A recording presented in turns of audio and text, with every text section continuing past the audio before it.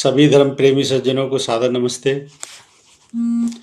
साथियों, बहुत बहुत स्वागत है आपका मेरे इस YouTube चैनल पर, इस स्वाध्याय सत्संग रूपी आध्यात्मिक चर्चा में। संतों की वाणी पर बात कर रहे हैं और संतों की वाणी की श्रृंखला को आगे बढ़ाते हुए आज प्रसंग लेते हैं वाणी गुरु अर्जुन देव। क्या कहते हैं अर्जुन देव जी? अपने सतगुरु पहे विनय कहिया, अपने सतगुरु पहे विनय कहिया। मैं अपने सतगुरु से विनय करता हूँ, विनय कहूँगा, परमात्मा से अपनी विनय कहूँगा। भय कृपाल दयाल दुख भंजन, मेरा सगल अंधेसरा गैया। भय कृपाल दयाल, ऐसी कृपा की उस परमात्मा ने, उस गुरुदेव ने भय कृपाल, बड़ी कृपा करी, दयाल, दया की, दुख भंजन, मेरे सारे दुख दूर कर दिए, मेरा सगल अंधेसरा गया, मेरे जीवन की सारी समस्याएं चली गई। वास्तव में इस यात्रा में आनंद यही है,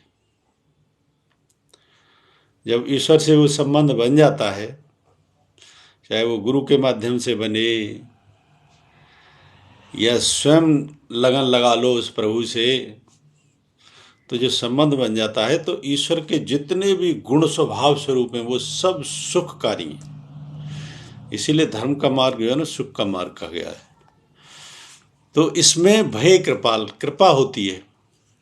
अब ये देखिए, लोगों में कितनी तरह की दुनिया में समस्याएं हैं। समस्या है तो निश्चित तौर पे कोई ना कोई तो कारण है उस समस्या का, लेकिन जहां समस्या हल हो रही है उसको कहते हैं फिर कृपा हो जाना। समस्याएं जगत में कभी खत्म नहीं हो सकती। ये दुनिया द्वैत से बनी है, इसमें समस्याएं कभी खत्म नहीं होती। समाधान मिलना ही समस्या का अंत है। सबसे बड़ी बात यह समझने की है, जिसको समाधान नहीं मिला वही समस्या है, वरना समस्या कोई है ही नहीं। और समाधान क्या है? समाधान है सदगुरु के चरणों में, उस परमात्मा की भक्ति में, आध्यात्म के मार्ग पर, धर्म के मार्ग पर, शास्त्र अनुकूल आचरण पर। ये सभी फिर इसके साधन हैं और साध्य स्वयं स्वयं को जानना है, वो मंजिल है। ऐसी कृपा हुई, सारे दुख दूर हो गए, सारे कष्ट दूर हो गए, मेरे जीवन का सारा अंधेरा मिट गया। कितनी बड़ी बात है। हम पापी पाखंडी लोभी, हमारा गुण अवगुण सब सहया। हम पापी पाखंडी लोभी। पापी, प्रत्येक व्यक्ति पापी है। द्वैत से शरीर बनाया है, कोई पुण्यात्मा नहीं है, यहाँ पे सब पापी हैं। फर्क सिर्फ इतना है कि आदमी कौन से फेज में चल रहा है। पॉजिटिव साइड में चल रहे हो, आध्यात्म के मार्ग पे चल रहे हो, तो निश्चित तौर पे जो तुम्हारा पाप आचरण है वो सने सने कट रहे हैं, दूर हो रहे हैं। जन्म मिला ही इसीलिए कि उनसे मुक्ति मिल सके। पाप जितने भी किए पापाचरण के कारण जो है ना ये देह में रहना पड़ रहा है, उनसे मुक्ति मिल सके। तो हम पापी पाखंडी, और पाखंड वो है जो हम पाखंड करते हैं, बात सही है नहीं है, किसी ने कुछ कहा फॉलो कर लिए। भाई धर्मानुकूल आचरण, धर्मानुकूल आचरण ही जो है ना पाखंड श्रेणी से आपको अलग करता है। धर्मानुकूल आचरण नहीं है तो पाखंड है, और पाखंड में तो जो है ना फिर बढ़ते चले जाओ, उसकी भी कोई सीमा नहीं है।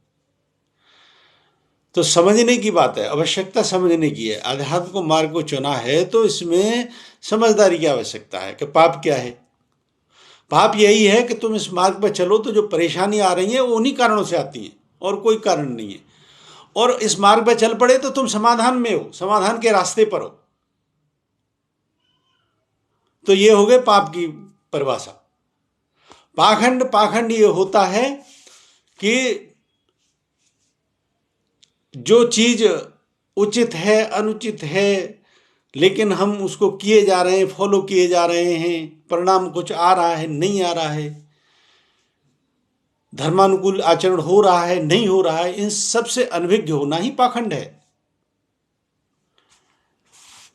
लोभी, और लोभ तो जो है ना बहुत बड़ा कारण है बांधने का।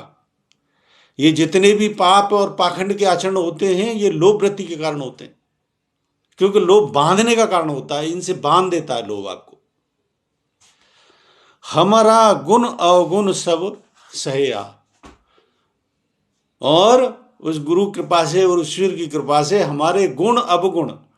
अब ये भी देखिए संतों की वाणी में गुण और अवगुण की भी बात आएगी, क्योंकि ये एक ही डायमेंशन संतों की सभी वाणियों में आप सभी प्रसंगों में देखोगे, सुख और दुख ये जो है ना एक यूनिट होती है, डायमेंशंस केवल दो होती हैं, बाकी सभी जगहों पे तुमको एक तरफ का आधार लेके चलेगी दुनिया।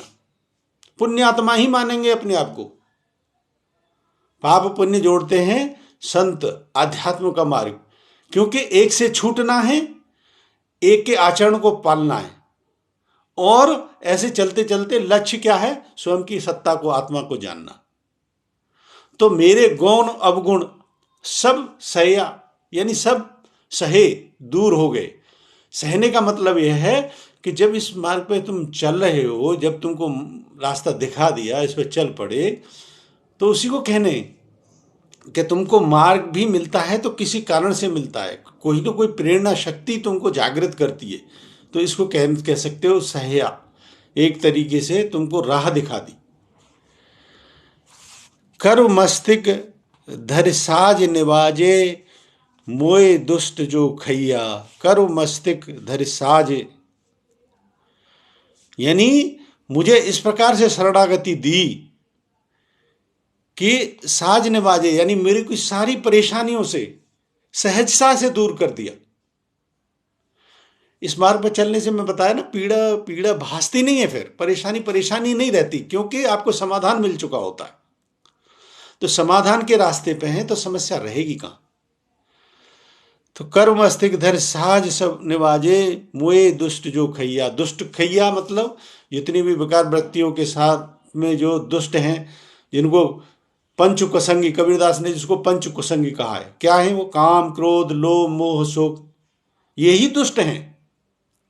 ये बंधन का कारण बनते हैं सदा, और इन्हीं के कारण सारे दुख हैं दुनिया में, सारे दुखों के कारण यही है, काम क्रोध लोभ मोह शोक। तो इसी का क्या है कि इनसे मुझे सहजता से, ये दुष्ट जो मुझे खाए जाते थे, इनसे सहजता से मुझे मुक्ति दिला दी। परोपकारी सर्वसधारी, सफल दर्शन सहजैया। परोपकारी, जो परोपकार के कार्य जिसे कहते हैं परोपकारी, तो जो सबका उपकार करते हैं उसको कहते हैं परोपकार। वो गुरु परमात्मा तो है ही सबसे ऊपर परोपकारी, लेकिन उसके मार्ग पर चलने की आवश्यकता है। गुरु भी परोपकार करते हैं जो भक्त को सही राह पे लेके चलते हैं।